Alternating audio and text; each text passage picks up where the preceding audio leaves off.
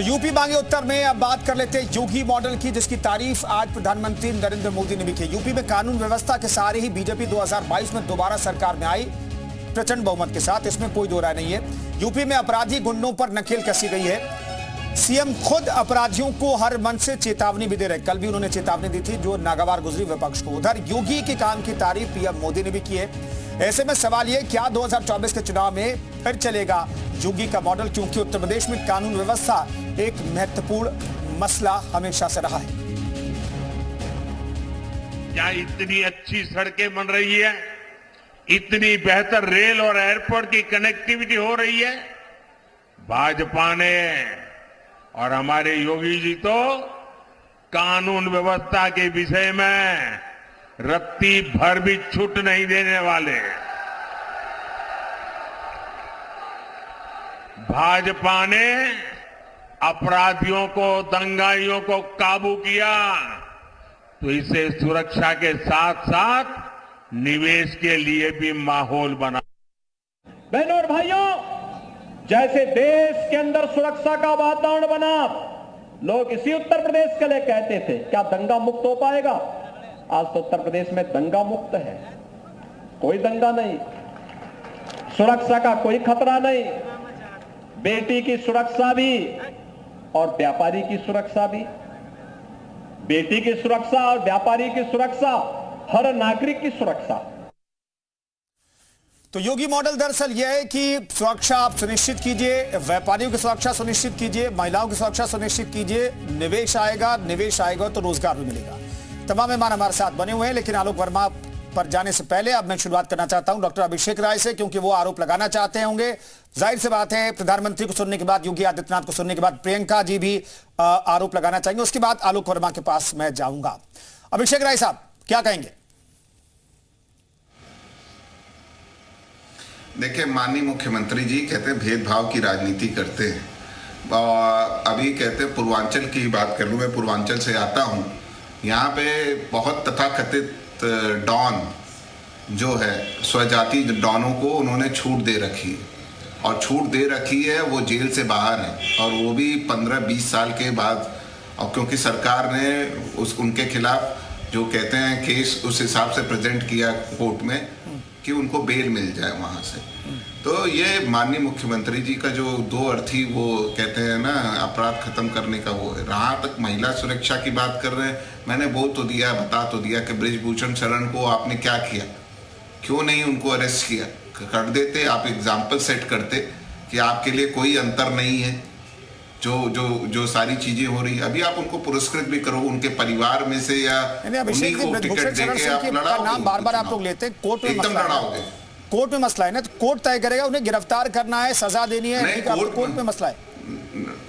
तो मैं भी यही बात कह रहा हूं कुंदन जी, मैं भी यही बात कह रहा हूं, बार बार कह रहा हूं।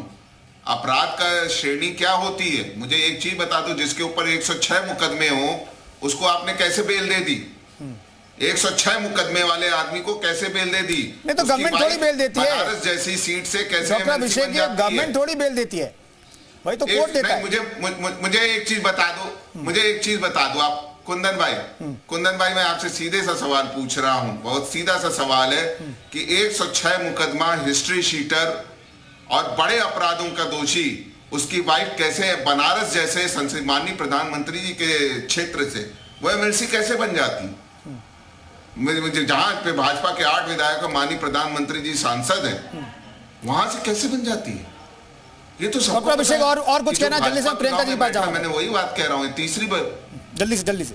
नहीं, मैं बहुत सीधी सी बात कह रहा हूँ। देखिए, ये जो भेदभाव होता है, ये भेदभाव करते माननीय मुख्यमंत्री जी, इसमें भेदभाव की वजह से ये सारी चीजें हो रही हैं। अगर वो अपराध सही में कंट्रोल करना चाहते तो कर लेते। ठीक है आलोक वर्मा साहब, ये याद रखिएगा, आलोक वर्मा साहब ये याद रखिए, भेदभाव करते हैं अपराध कंट्रोल करने में भी, क्राइम कंट्रोल में भी, इसका जवाब दीजिएगा। लेकिन उससे पहले प्रियंका जी के पास। प्रियंका जी कुछ कहना चाह रही हैं आप, जो योगी मॉडल है उस पर? देखिए, शायद प्रधानमंत्री जी को पता नहीं कि ये लखनऊ एयरपोर्ट से जो 30 तस्कर थे वो चकमा देकर भाग गए। ये law and order Uttar Pradesh का। और आप उत्तर प्रदेश की बात करेंगे तो संजय सरोज जो टेरर फंडिंग के आरोपी हैं उनको भारतीय जनता पार्टी गले में उनको कमल का फूल पहनाकर उनको मतलब सुसज्जित करके अपनी पार्टी में शामिल कर लेती है। और ये भारतीय जनता पार्टी का ही चाल चरित्र और चेहरा है कि आज उत्तर प्रदेश महिला अपराध में नंबर है, क्योंकि सबसे ज्यादा बलात्कारियों को अगर संरक्षण किसी पार्टी ने दिया है वो सिर्फ और सिर्फ भारतीय जनता पार्टी ने दिया है। यहाँ तक मैं पूछूं कि अगर अंकिता भंडारी केस का क्या हुआ, तो इनकी जो सांसद हैं वो मुंह चुराती हुई नजर आती हैं। प्रधानमंत्री जी के संसदीय क्षेत्र में प्रधानमंत्री जी के कार्यकर्ता एक लड़की का बलात्कार करते हैं और 2 महीने तक खुले घूमते रहते हैं। चुनाव प्रचार भारतीय जनता पार्टी के लिए अन्य जो है प्रदेशों में जाकर करते हैं। तो ये चाल चरित्र और चेहरा है भारतीय जनता पार्टी का। और तो और जाने दीजिए आप, कर्नाटक में रामेश्वरम के बम ब्लास्ट का आरोपी भी भारतीय जनता पार्टी का साईं प्रसाद कार्यकर्ता है। तो ये भारतीय जनता पार्टी का ही चाल चरित्र और चेहरा है। ये थोड़ा वक्त कम है। आपने जो आरोप लगाए, डॉक्टर अभिषेक ने जो आरोप लगाए, लेकिन वहीं पर देखना पड़ेगा मुख्तार अंसारी के परिवार से मिलने कौन जा रहा है, कौन जो है वोट की कोशिश कर रहा है। आलोक वर्मा साहब, अब दोनों आरोपों का जवाब दीजिए। और कानून व्यवस्था को लेकर के जो योगी जी का मॉडल है, उत्तर प्रदेश का जो मॉडल है, उसे क्या समर्थन मिल रहा है? एक शेर है, कोई अपनी ही नजर से तो हमें देखेगा, एक कतरे को समंदर नजर आएंगे।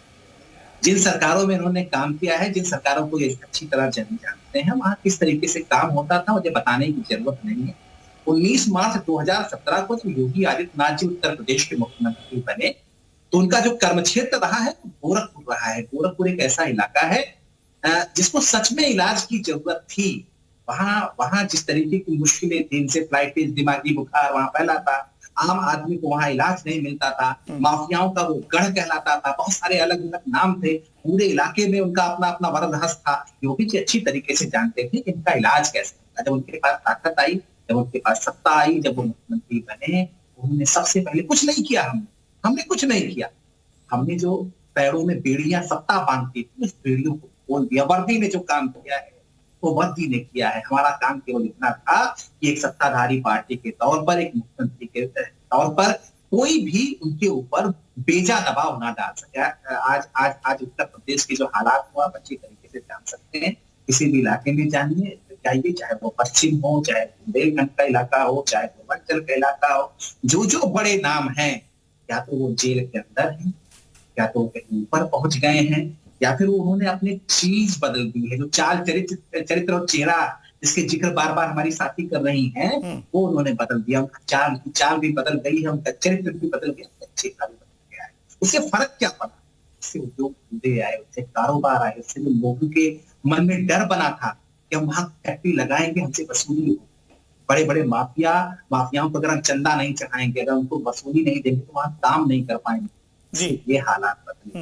हमने गांवों में काम किया। गांवों में जो छोटी छोटी जरूरतें थी, छोटे छोटे पैसे हमने उनकी जेब में डाले। उनकी जो छोटी जो साहूकार के मकर जाल में वो फंस जाया करते थे, इसे हमने खत्म किया। इसलिए आज उत्तर प्रदेश की तस्वीर बदली है। चाहे किसान हो, चाहे मुसलमान हो, चाहे महिलाएं हो, और चाहे धार्मिक व्यक्ति।